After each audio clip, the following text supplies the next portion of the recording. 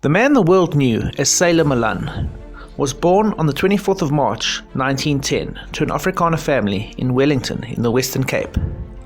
Given the name Adolf Malan, the young boy at the age of 14 went to the Simonstown Naval Base, becoming a naval cadet. There he joined the South African training ship General Botha in 1924. At the age of 18, Adolf was engaged as an officer cadet aboard the international liner, the Lansdowne Castle. In this time, Adolf travelled across the world aboard the ship, developing a maturity and appreciation for other cultures and creeds that was uncommon for someone his age and with his upbringing. His time at sea would bring him more than that. It would also endow him with a nickname he would carry ever after. The boy from South Africa who sailed the seas before joining the RAF would forever be known as Sailor Malan. In 1935, with Hitler in power, it was clear to the British government that the days of peace were numbered. If Britain was to stand against the rising tide of fascism, then she must have the men and machines to do it. The Royal Air Force therefore undertook a rapid expansion of its pilot corps, calling for volunteers from across the Commonwealth. One of those to volunteer was 25-year-old Adolf Malan, already a commissioned cadet officer with the Merchant Marine. Beginning his flight training in the de Havilland Tiger Moth, the pilot, now known to everyone as Sailor, was a gifted flyer and a fast learner. Commissioned as an acting pilot officer with the Royal Air Force, Sailor was set for rapid promotion once he completed his flight training at the end of 1936. Confirmed as a pilot officer in early 1937 and again promoted to flight officer a year later, he became a rising star at a time when fighter pilots were seen as celebrities.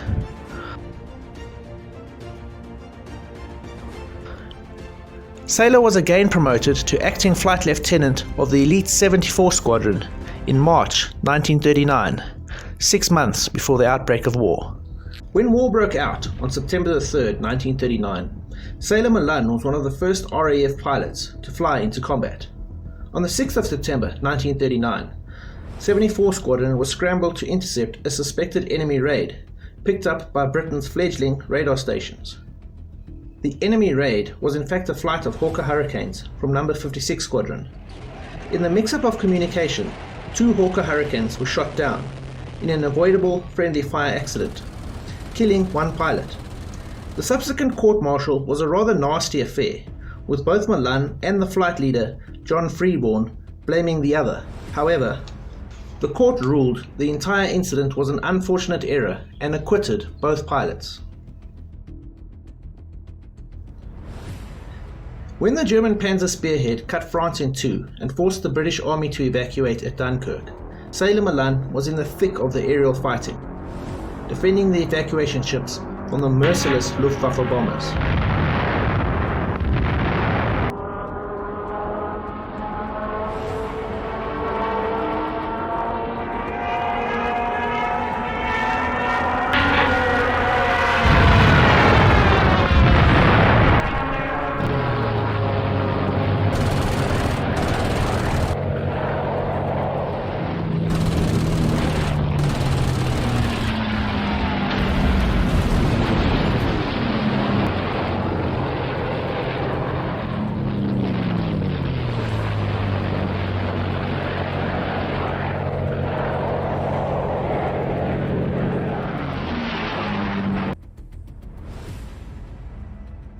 In the aftermath of the fighting and evacuation, Malan was awarded a Distinguished Flying Cross for having achieved 5 kills.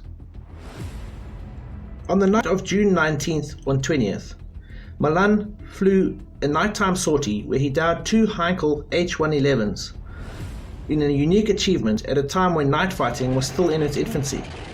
For this he was awarded a bar to his DFC. He was also once again promoted to the substantive rank of Flight Lieutenant. Early on in the Second World War, the RAF pilot, fighting with RAF Fighter Command, was expected to take up his place in a tight-shaped Vic formation of 3 aircraft, which would usually be combined with other Vics in a squadron of 12.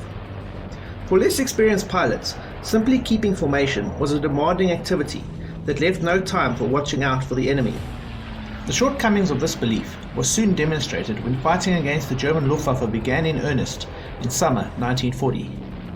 When combat was initiated, the Vic formation invariably soon broke up, 2 aircraft flying one way and the remaining aircraft becoming isolated and alone. It was against these undefended aircraft that the Luftwaffe generally made short work. Having fought for years in Spain, the Luftwaffe had far superior tactics to RAF Fighter Command.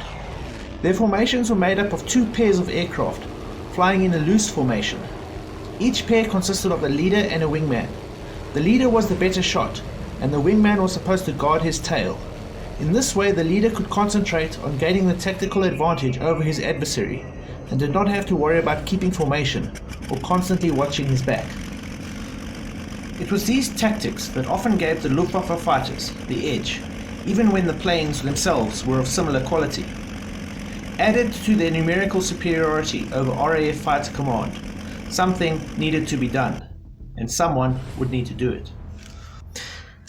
As one of the most experienced and decorated squadron leaders, Malan was in a position to challenge RAF orthodoxy. A No. 74 squadron soon began to fly in looser formations, similar to those flown by the Germans. This formation was later generally used by the rest of Fighter Command. In addition to this, in order to instill the necessary aggression and discipline in his pilots, Malan composed his 10 simple rules for fighter pilots. These rules proved indispensable to future generations of fighter pilots, and could eventually be found on the walls of most air bases. Sailor Malan's 10 of my rules for air fighting. Rule number 1. Wait until you see the whites of his eyes. Fire short bursts of 1 to 2 seconds only when your sights are definitely on.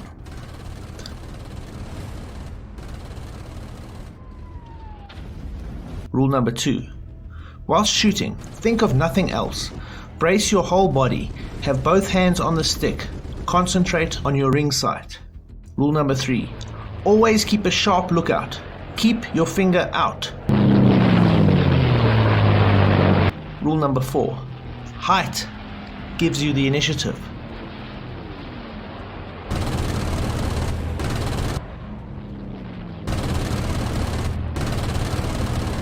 Rule number 5. Always turn and face the attack. Rule number 6. Make your decisions promptly. It is better to act quickly even though your tactics are not the best. Rule number 7. Never fly straight and level for more than 30 seconds in the combat area.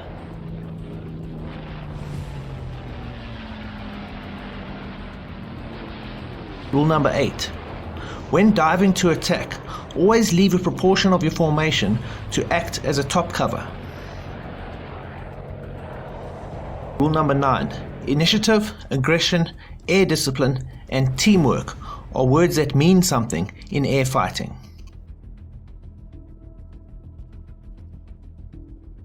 Rule number 10. Go in quickly, punch hard, get out.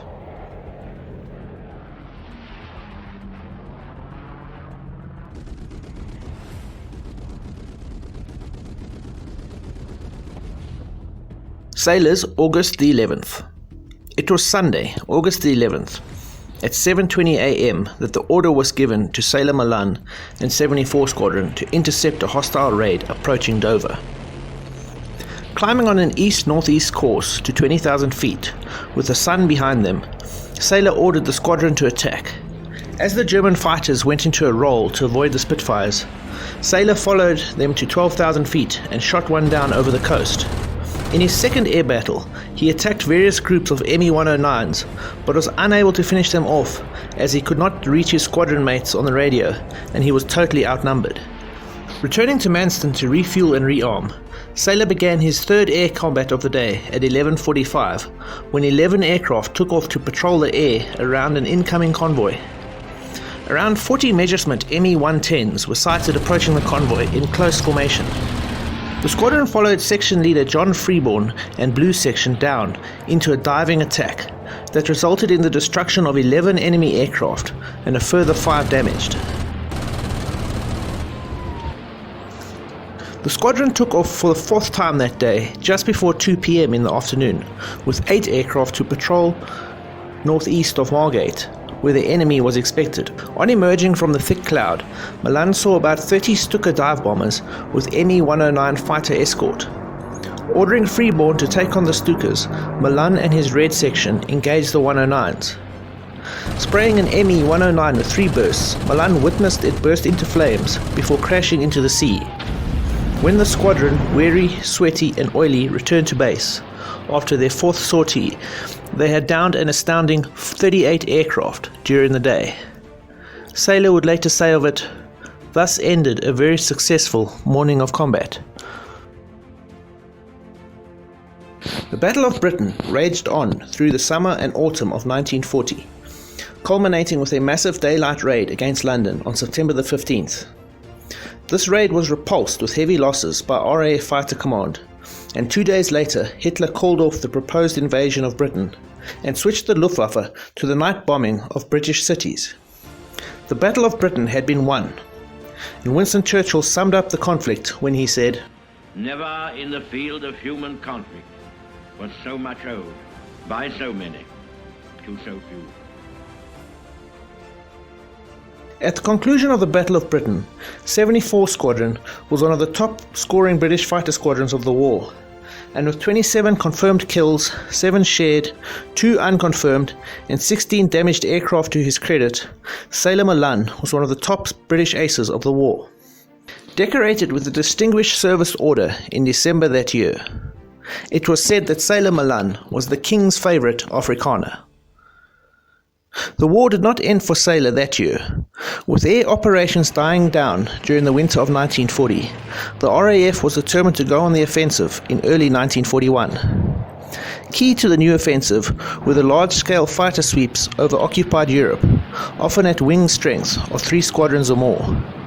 Leading from this front would be the fighter wing of 3 Spitfire squadrons based at Biggin Hill. Sailor Malan was seen as the perfect candidate to lead this force, and he was promoted to wing commander in early 1941. By July, the wing had downed a further 12 Me-109s, leading to Sailor being decorated with a bar to his DSO. By now, the demands of over a year of operational flying were becoming evident, and Sailor was rested from combat operations. He spent the next year and a half as an instructor in both the United Kingdom and the United States, where he was able to pass on his immense combat knowledge to fledgling pilots and impress upon them his 10 rules of airfighting. On New Year's Day 1943, Group Commander Malan was appointed Station Commander at Biggin Hill. He later commanded a Spitfire wing with the 2nd Tactical Air Force in the run-up to the D-Day landings. In this position, Sailor led a fighter patrol over the Normandy beaches late on the afternoon of June the 6th, being one of the few South Africans to be actively involved in combat operations on D-Day. Sailor resigned from the RAF at the end of the war, with the rank of Group Captain. A highly decorated war hero and the King's favourite Afrikaner, Sailor had been committed and serious about what the Allies were fighting for, and what they were fighting against. As such, he had little time for racial or other forms of discrimination, an attitude that would not endear him to the National Party government that took over the reins of power in South Africa in 1948. Sailor had returned to the Western Cape after the war, where he planned to raise his family and become a sheep farmer. With the coming of power of the National Party government and the introduction of ever more egregious apartheid laws, Sailor felt he had to act and stand up to injustice in his home country. In the early 1950s, Malan joined the Anti-apartheid Torch Commando, known for their predilection of staging nighttime rallies outside government buildings bearing flaming torches. Consisting of ex-servicemen and others opposed to racial discrimination, the Torch Commando grew rapidly under the leadership of someone as prominent as war hero Sailor Malan. Many of Sailor's colleagues from the Torch Commando would go on to play a prominent role in South African politics, like Joe Slovo and Harry Swartz. This organization became a major thorn in the side of the National Party government, with one protest march attracting a staggering 70,000 protesters, whom Sailor Malan addressed. At its peak, the Torch Commando boasted 250,000 members, but the seeds of its fall had already been planted. As the struggle against apartheid became more militant and radical in the late 50s, Commando began to split into pro- and anti-communist factions. Sailor had no sympathy for communism, and when the government passed a law forbidding any public servant from becoming a member of the Torch Commando, it soon imploded, with the more radical members heading to the ANC and South African Communist Party. By this time, Sailor was suffering from Parkinson's disease and left politics for his family farm. Tragically, however, Adolf Sailor Malan died from Parkinson's disease, aged 52, on the 17th of September 1963, leaving behind his wife Linda and children Jonathan and Valerie. Denied a military funeral by a vengeful National Party government, his civic funeral was attended by thousands of people. A hero except in his home country, Sailor Malan was eulogized by Winston Churchill in a letter to his son Jonathan. His own attitude could perhaps best be summed up in his address to the largest Torch Commando gathering, when he said, "The strength of this gathering is evidence that the men and women who fought in the war for freedom still cherish what they fought for, and we are determined not to be denied the fruits of that victory."